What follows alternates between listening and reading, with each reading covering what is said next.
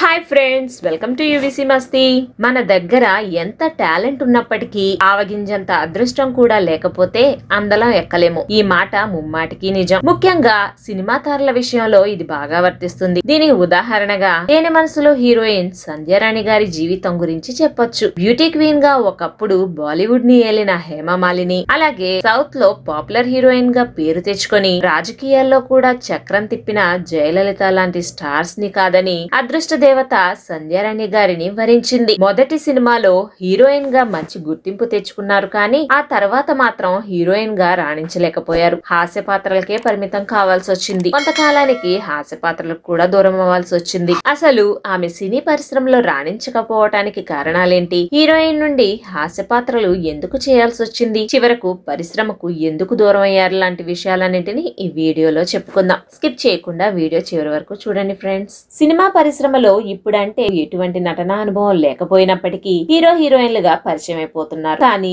ఒకప్పుడు సినిమాల్లో నటులను సెలెక్ట్ చేయాలంటే నాటకాలలో అనుభవం ఉన్న వారిని ఎక్కువగా సెలెక్ట్ చేసుకునేవారు దర్శక నిర్మాతలు. కానీ ప్రముఖ దర్శక నిర్మాత ఆదుర్తి సుబ్బారావు గారు 1960ల ప్రాంతంలో పూర్తిగా కొత్త వారితో సినిమా తీయాలని ఓ సాహసోపేతమైన నిర్ణయం తీసుకున్నారు. అంతేకాదు, కొత్త వాళ్ళు కావాలని పేపర్లో ప్రకటన కూడా వేయించారు. ఆ ప్రకటన చూసి ఓ డిగ్రీ చదివే అమ్మాయి మనసు చలించింది. ఆమె పేరే సంధ్యారాణి. తాను కూడా ఆ సినిమాలో హీరోయిన్ గా సెలెక్ట్ అయితే బాగుండు అనుకుంది. ఇంట్లో తెలియకుండానే ఫోటోలు పంపించింది. అదృష్టం ఆమెను వరించింది. ఆడిషన్స్ కి రమ్మని కబురొచ్చింది ఆమెకు. ఇక్కడే అసలు టెన్షన్ మొదలైంది. ఆ టెన్షన్ కి కారణం తెలుసుకోవాలంటే ఆమె కుటుంబ నేపథ్యం గురించి తెలుసుకోవాలి. ఇది తెలుసుకునే ముందు చిన్న రిక్వెస్ట్ ఫ్రెండ్స్, మన ఛానల్లో వీడియోలను చాలా మంది చూస్తున్నారు, కానీ సబ్స్క్రైబ్ చేసుకోవటం మర్చిపోతున్నారు. మా వీడియోలు మీకు నచ్చినట్లయితే మాత్రం మర్చిపోకుండా సబ్స్క్రైబ్ చేసుకోండి ఫ్రెండ్స్. దానితో మాకు కొంత మోటివేషన్ వస్తుంది. అలాగే మరిన్ని మంచి వీడియోలు మీకోసం తీసుకువస్తాం.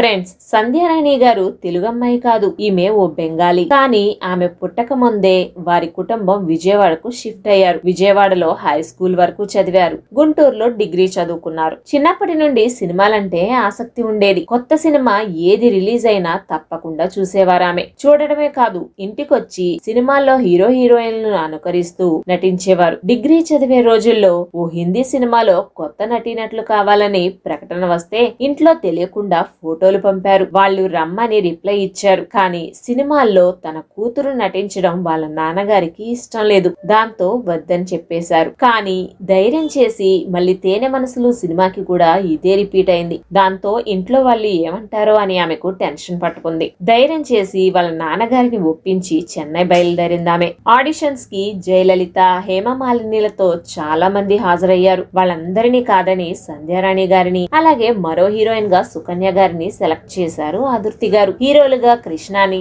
రామ్మోహన్ లను సెలెక్ట్ చేసుకున్నారు. తేనె మనసులు సినిమాలో నటించే సమయానికి సుకన్య, సంధ్యారాణి, కృష్ణ, రామ్మోహన్లు అందరూ కొత్త వాళ్లే. నటనలో పెద్దగా అనుభవం కూడా లేదు. వీరి నలుగురికి ఆదుర్తి గారు, అలాగే ఆ సినిమా అసిస్టెంట్ డైరెక్టర్ అయిన విశ్వనాథ్ గారు కలిసి నటనలో కొంతకాలం శిక్షణ ఇచ్చి ఆ తర్వాత షూటింగ్ స్టార్ట్ చేయాలి అనుకున్నారు. అలాగే వాళ్ళలో వాళ్లకు బెరుకుపోయి భయం పోవటానికి చెన్నై బీచ్ కు తీసుకెళ్లి వాళ్ళతో సరదాగా గడిపేవారు. అక్కడే వీరికి ఎలా డైలాగ్ చెప్పాలి, ఎలా నటించాలి, అలా అన్ని విషయాలన్నిటిని పూర్తి స్థాయిలో శిక్షణ ఇచ్చారు. 1965 మార్చి 31న తేనె మనసులు సినిమా రిలీజ్ అయింది. సినిమా ఘన విజయం సాధించింది. అందరికీ మంచి పేరు సంపాదించి పెట్టింది. ఆ తర్వాత 1966లో ఆదుర్తి గారు మళ్ళీ ఈ నలుగురిని హీరో హీరోయిన్లుగా పెట్టి కన్నె మనసులు అనే సినిమాని కూడా తీశారు. ఈ సినిమా కూడా మంచి విజయాన్ని అందుకుంది. రెండు సినిమాల్లో కలిసి నటించడం వలన కృష్ణ, రామ్మోహన్, సుకన్య, సంధ్యారాణి వీళ్ళందరూ మంచి స్నేహితులయ్యారు. ఈ సినిమా తర్వాత ఎవరి దారులు వారివే అయ్యాయి. వీళ్లలో కృష్ణ గారు సూపర్ స్టార్ గా ఎదిగితే మిగిలిన వారు పెద్దగా రాణించలేకపోయారు. ఆ కారణాలు వివరిస్తూ రామ్మోహన్ గారి గురించి, అలాగే సుకన్య గారి గురించి కూడా మన ఛానల్లో సెపరేట్ గా వీడియోలు చేశాను ఫ్రెండ్స్. వీడియో లింక్స్ డిస్క్రిప్షన్ లో ఇస్తున్నాను, వీలైతే ఓసారి చూసేయండి. ఇక సంధ్యారాణి గారి విషయానికి వస్తే తేనె మనసులు, కన్నె మనసులు తర్వాత పలు సినిమాల్లో ఆమెకు అవకాశాలు వచ్చాయి. వాటిల్లో కృష్ణ గారితోనే ఇద్దరు మొనగాళ్లు, మరపురాని కథ, సుడిగుండాలు, నేనంటే నేనే సినిమాల్లో నటించారు. అయితే గ్లామర్ పాత్రలకు ఆమె బాడీ లాంగ్వేజ్ సరిపోలేదని ఆమెకు హీరోయిన్ గా అవకాశాలు పెద్దగా ఇచ్చేవారు కాదు అప్పట్లో. దాంతో ఆమె కామెడీ పాత్రలకు షిఫ్ట్ అయిపోయారు. దాంతో ఆమెకు మళ్లీ అవకాశాలు పెరిగాయి. రాజబాబు, పద్మనాభం వంటి ప్రముఖ కమెడియన్ సరసన ఆమె కొన్ని సినిమాల్లో నటించి అలరించారు. కానీ హాస్య నటిగా కూడా ఎక్కువ కాలం కొనసాగలేకపోయారు. రమాప్రభ గారి లాంటి కొత్త తరం వారు సినిమాల్లోకి రావడంతో సంధ్యారాణి గారికి అవకాశాలు తగ్గిపోయాయి. దాంతో కొన్ని తమిళ సినిమాల్లో కూడా నటించినప్పటికీ ఆమెకు పెద్దగా అవకాశాలు రాలేదు. తన మాతృభాష అయిన బెంగాలీలో నటించాలి అనుకున్నారు. కానీ ఆ ప్రయత్నాలు కూడా ఫలించలేదు. దాంతో నటనకు స్వస్తి చెప్పి